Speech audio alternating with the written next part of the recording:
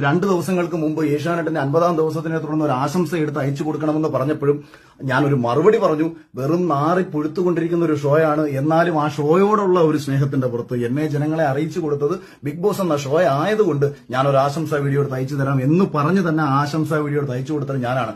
പക്ഷേ ഞാനിത് പറയാൻ കാരണം ഈ ബിഗ് ബോസിൽ നിന്ന് പുറത്താക്കപ്പെട്ട സിബിൻ എന്ന് പറയുന്ന ചെറുപ്പക്കാരനെ ഭ്രാന്തനാക്കി ചിത്രീകരിച്ചുകൊണ്ട് ഏഷ്യാനെറ്റിന്റെ തലപ്പത്തിരിക്കുന്ന ചില നാറികൾ നടത്തിയ നെറുകേടിനെതിരെ പറയാതിരിക്കാൻ ഞാൻ സിനിമ പൂർണ്ണമായിട്ടും വേണ്ടെന്ന് വെക്കും. ഞാൻ പൂർണ്ണമായും എന്റെ സിനിമയെ വേണ്ടെന്ന് വെക്കും. ഇവന്മാർ എന്നെ മാക്സിമം പോയി കഴിഞ്ഞാൽ തൊലിക്കാൻ പോകുന്നത് അഖില് സിനിമയിൽ നിൽക്കുന്ന ഒരാളാണ്, ഏഷ്യാനെറ്റുമായിട്ട് ബന്ധം വേണം, അല്ലെങ്കിൽ ഈ ഇരിക്കുന്ന ഈ 2 പേര് കേട്ടോ, അധികം ആൾക്കാരൊന്നുമില്ല, 2 പേരേ ഉള്ളൂ ഇതിന്റെ പിന്നില്.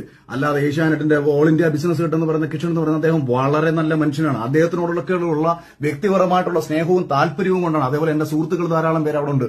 അവരോടൊക്കെയുള്ള സ്നേഹം കൊണ്ടാണ് ഇവന്മാരുടെ ഈ നാറുതരങ്ങൾക്കെതിരെ നമ്മൾ ഇത്രയും നാളും മിണ്ടാതിരുന്നത്. ഇതിൽ വന്നു പോയിട്ടുള്ള പല